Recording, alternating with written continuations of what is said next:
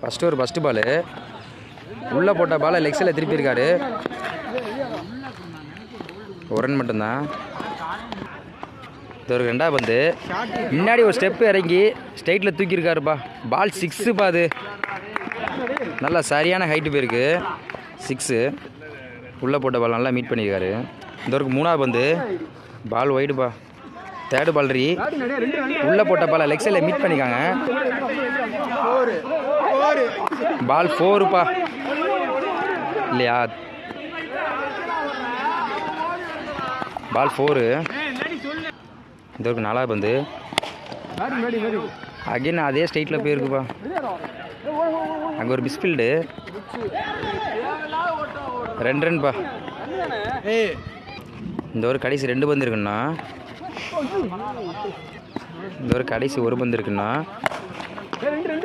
உள்ளே போட்ட